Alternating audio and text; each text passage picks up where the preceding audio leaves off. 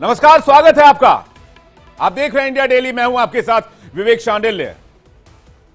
ये यथा मा प्रपद्यन्ते तास तथैव भजाम्यहम्, अर्थात गीता के चौथे अध्याय में 11वें श्लोक में भगवान श्री कृष्ण अर्जुन से कहते हैं कि जो जिस रूप में मुझे भजता है, यानी जिस रूप में मेरी पूजा करता है, मैं उसे उसी रूप में प्राप्त होता हूं।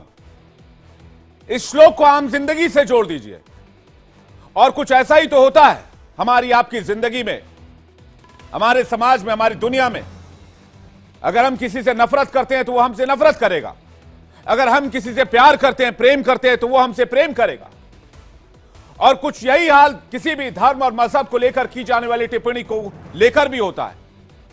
अगर आप किसी धर्म या मजहब पर गैर जरूरी बयानबाजी करेंगे तो आपको भी उसकी उचित प्रतिक्रिया के लिए तैयार रहना चाहिए। आपको भी वही सुनने को मिलेगा जैसा आपने बोला है। डासना मंदिर के महंत और पीठाधीश्वर यति नरसिंहानंद की एक टिप्पणी के बाद पूरे देश में यही सब कुछ तो हो रहा है। अब इसमें सियासत जुड़ गई है, तो देखिए इस मामले को कहां तक तूल दिया जाता है। क्योंकि सियासत तो नहीं सोचती कि लगेगी आग तो आएंगे कई मकान जद में। यहां सिर्फ हमारा मकान थोड़ी है। तो अब मजहब पर दिए गए बयान को लेकर शहर शहर अमन को आग के हवाले किया जा रहा है। पुलिस पर पत्थर मारे जा रहे हैं, पुलिस कर्मियों को निशाना बनाया जा रहा है, गाड़ियों को फूंका जा रहा है। हर जगह माहौल तनावपूर्ण हो चुका है। यूपी के मुख्यमंत्री योगी आदित्यनाथ भी इस बीच लगातार कह रहे हैं कि किसी भी तरह के धर्म की किसी भी तरह से टिप्पणी करने से बचना चाहिए। लेकिन इस तरह के बयान पर वोट बैंक की सियासत भी चलती है। सियासत करने वाले इस पर गौर भी करेंगे, इस पर बयान भी देंगे और दे रहे हैं। इन सभी मुद्दों पर आज मेहमानों के साथ एक बड़ी डिबेट, और डिबेट के सवाल क्या होंगे मैं आपको बता देता हूं। धर्म का अपमान तो कैसे निकलेगा समाधान? यह सिर्फ एक धर्म की बात नहीं है, यह एक दूसरे के धर्म के सम्मान की बात। मजहबी सियासत तो अमन पर आफत, और सबसे बड़ा सवाल यह कि शांति बिगाड़ने वाले बयान पर आखिर कौन लगाएगा लगाम। एक रिपोर्ट देखते हैं, उसके बाद आज की बड़ी बहस।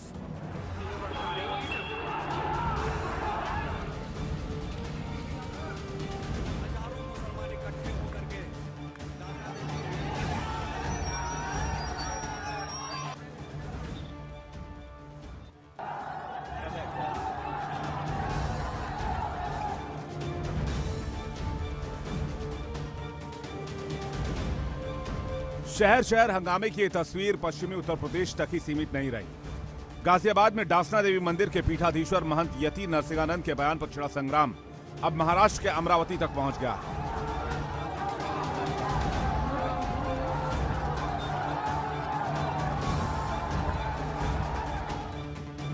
मजहबी टिप्पणी पर छिड़ी ये रार अब पुलिस से तकरार का सबब बन रही है। पहले बुलंदशहर के सिकंदराबाद थाने में हंगामा हुआ, पुलिस पर पत्थर चले, तो फिर गाजियाबाद में सड़कों पर लोग इकट्ठा हुए, यति नरसिंहानंद के पुतले चलाए। गाजियाबाद में शोर भी नहीं थमा था कि अचानक मजहबी आंच में सहारनपुर से लगने लग गया। यहां पुलिस चौकी को ही निशाना बना लिया गया। शहर शहर पुलिस अब बयान पर मचे बवाल को थामने में जुटी हुई है।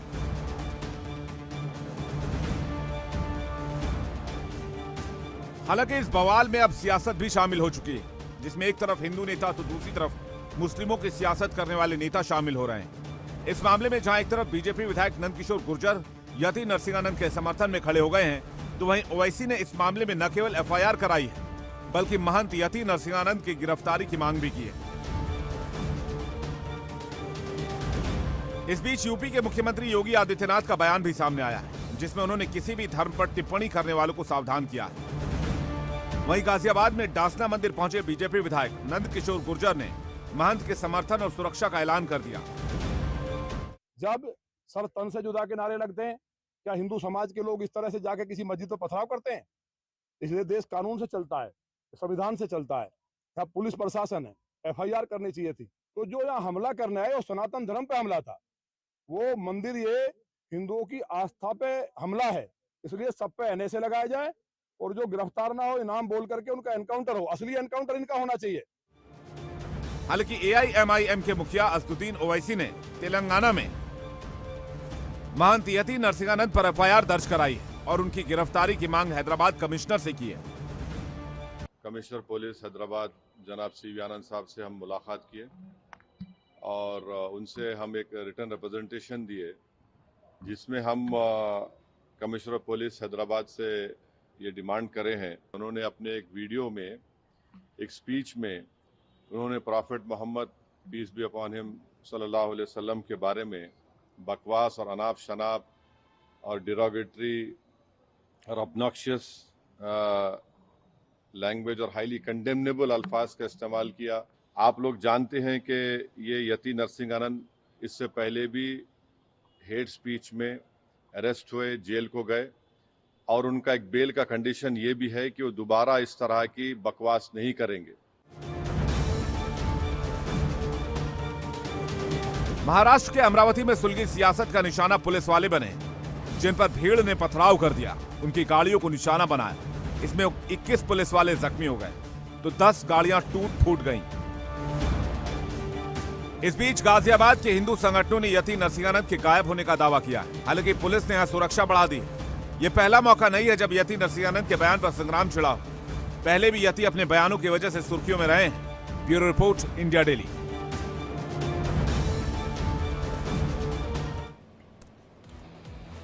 मेहमानों का एक बड़ा पैनल हमारे साथ जुड़ रहा है। सौरभ दुबे राजनीतिक विश्लेषक हमारे साथ जुड़ गए, डॉक्टर गुरु दयानिधि हमारे साथ जुड़ गए हैं, हिंदू धर्मगुरु फाजिल अहमद थोड़ी देर में हमारे साथ होंगे, जुबैर मेमन अध्यक्ष महाराष्ट्र मुस्लिम कॉन्फ्रेंस थोड़ी देर में हमारे साथ होंगे, महंत शुभम गिरी भी हमारे साथ जुड़ेंगे और गाजी अब्दुल समद सदस्य जमीयत उलेमा हिंद हमारे साथ थोड़ी देर में जुड़ेंगे।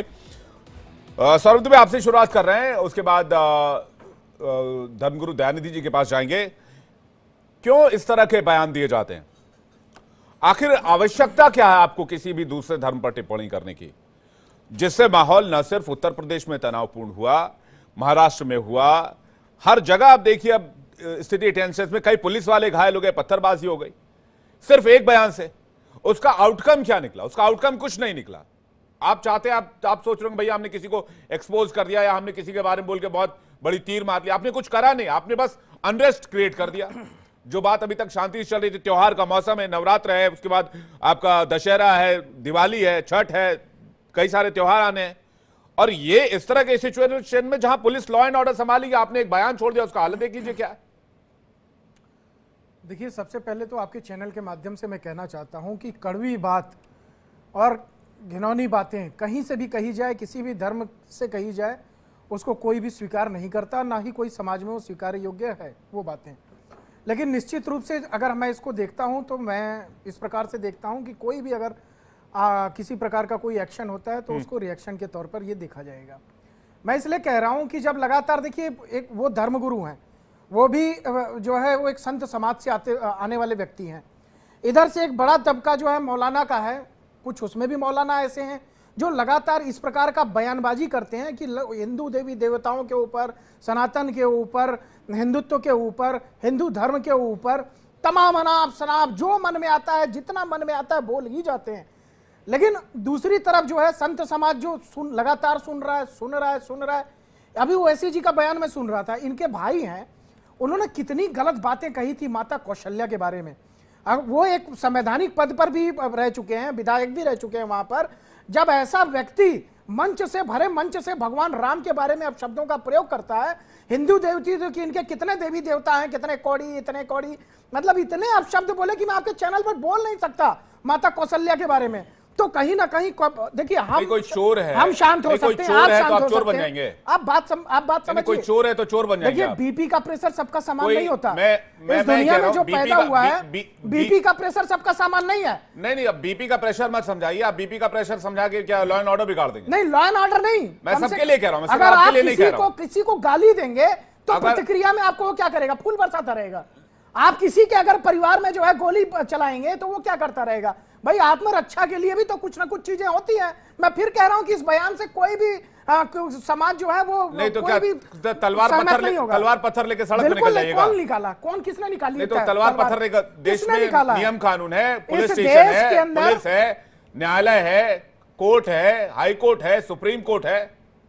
इस देश के अंदर तलवारें जब निकलती हैं, जब गला चीरने की बातें कही जाती है अल्लाह अकबर का नाम लेकर के, तब तलवारें निकली हैं। कोई भी एक हिंदू धर्म का कोई एक व्यक्ति बता दीजिए आप मुझे, मैं ऑन रिकॉर्ड कह रहा हूं आपको कि कोई एक व्यक्ति बताइए किसी घटना पे जिसने तलवार निकाली हो। विजयदशमी पे चूंकि आरएसएस का जो है वो उसमें जो है प्रदर्शन होता है, सिर्फ वो प्रदर्शन के तौर पर दिखाया जाता है, वो विजय दिवस के तौर पे जो वहां पर हथियारों का प्रदर्शन है। लेकिन कभी भी फाजिल अहमद के पास आ रहा हूं, फाजिल अहमद के पास आ रहा हूं। फाजिल अहमद एक सेकंड, ठीक है, मैं ये कह रहा हूं हर धर्म का सम्मान होना चाहिए। सर्वधर्म संभाव सनातन धर्म सिखाता है, सर्वधर्म संभाव यानी सभी धर्मों का सम्मान हो। कम से कम अगर साधु संत है तो इस लाइन को फॉलो तो करें, इस पर चले तो सही। मैं फाजिल अहमद जी के पास जा रहा हूं। फाजिल अहमद जी, मेरा सवाल आपसे है, अगर किसी ने कोई विवादित बयान दिया है तो उस पर एक्शन, पुलिस सख्त कार्रवाई होनी चाहिए, ये मैं भी इस चर्चा में कह रही हूँ। लेकिन अपमान स्वीकार नहीं है, सुनिए, अपमान स्वीकार नहीं है तो अराजकता स्वीकार कैसे होगी? सलमान अजहरी का कसूर बताइए। अराजकता स्वीकार क्यों होगी? आप मुझे इस बात का जवाब दीजिए ना। उमर खालिद का कसूर बताइए। आप मुसलमान है तो जेल में जाएगा। उमर खालिद पे कहाँ चलेगा? क्या बात है भाई? अब अजारी साहब उमर खालिद पे कहाँ चले गए? अब यहीं पर रहिए इसी विषय पे। आप एक बात समझिए, अगर जब उनकी गिरफ्तारी हो गई यति नरसिम्हानंद की, उन्होंने जो कहा कोई उसका समर्थन नहीं कर रहा है, कोई नहीं कह रहा उन्होंने कोई सच कहा है। सबको अपने अपने इष्ट को, अपने अपने देवता को मानने का अधिकार है, चाहे वो मुसलमान हो या हिंदू हो, ठीक है ना। जो उन्होंने कहा समर्थन नहीं कर रहा, लेकिन उनकी गिरफ्तारी के बाद 10,000 लोग अगर मंदिर को घेर लें, इसको आप क्या कहोगे? गिरफ्तार तो वो हो चुके थे, पुलिस ने अरेस्ट कर दिया था। किसने मंदिर को घेर लिया? उसके बाद मंदिर को आपको अजहरी जी शायद इसकी जानकारी ना हो।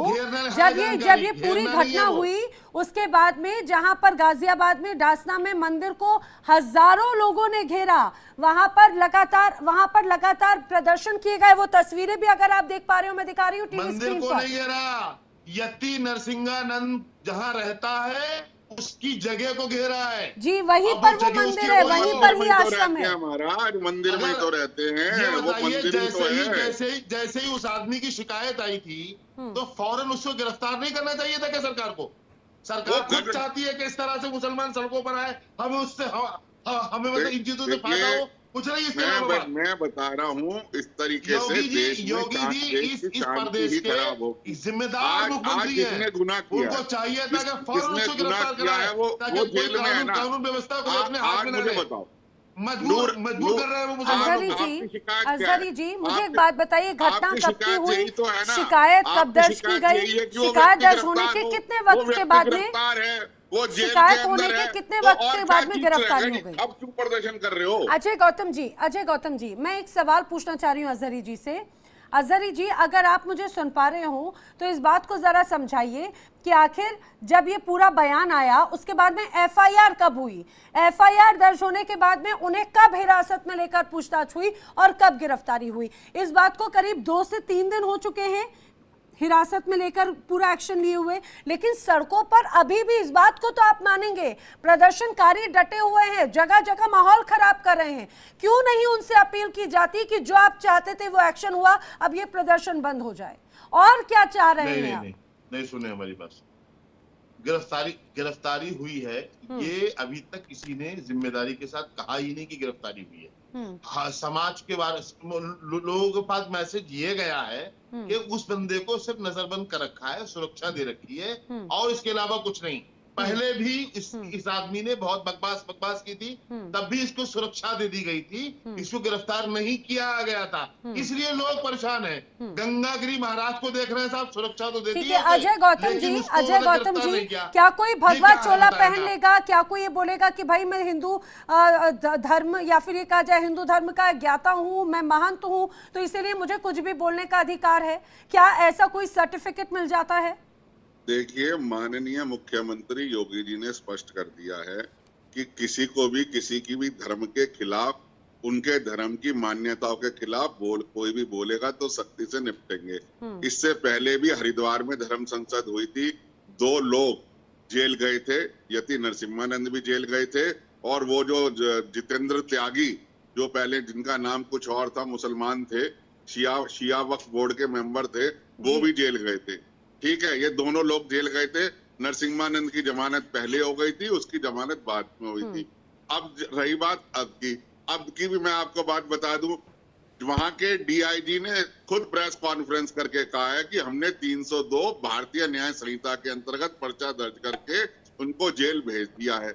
अब इससे ज्यादा क्या इनको, डीआईजी के बयान पे भी भरोसा नहीं है तो किसके बयान पे भरोसा है? ये प्रेस कॉन्फ्रेंस करके कहा है कि जो भारतीय न्याय संहिता, जो नया कानून बना है, उसमें धारा 302 के तहत उन्हें गिरफ्तारी उनकी हो गई है, जेल उनको भेज दिया गया है। अब देखिए, अब बाकी का काम तो कोर्ट में होगा ना। नहीं कहा है गिरफ्तार हुआ है, नहीं कहा, सुना है हमने उनको। मैं आप दोबारा सुन लीजिए, हमने दिनेश पीजी को सुना है, उन्होंने दिनेश कुमार पीजी को हमने सुना है, उन्होंने कहा है उसको। तो अजहरी साहब क्या इस विषय को लेकर, सुनिए, इस विषय को लेकर क्या एमपीएलबीआई या फिर जो तमाम मुस्लिम संगठन हैं, उन्होंने क्या सरकार से या पुलिस प्रशासन से इस बारे में कोई जानकारी लेनी चाहिए? तो आप सही तरीके से बात रखिए ना, सड़कों पर उतरकर, हाथों में पत्थर लेकर, आगजनी कर थाने का घेराव कर जगह जगह यहाँ पर हिंसक प्रदर्शनों को अंजाम देकर क्या उसका कोई अंजाम निकलेगा? देखिए, जो दिनेश कुमार पीजी हैं, जो शायद कमिश्नर पुलिस आयुक्त हैं, वो एक बड़ी शख्सियत है और बहुत अच्छे दिलो जहन और फिक्र के मालिक हैं, मैं उन्हें जानता हूँ। उन्होंने बताया कि उस पर कार्रवाई हो गई है और उसको जल्द गिरफ्तार कर लिया जाएगा।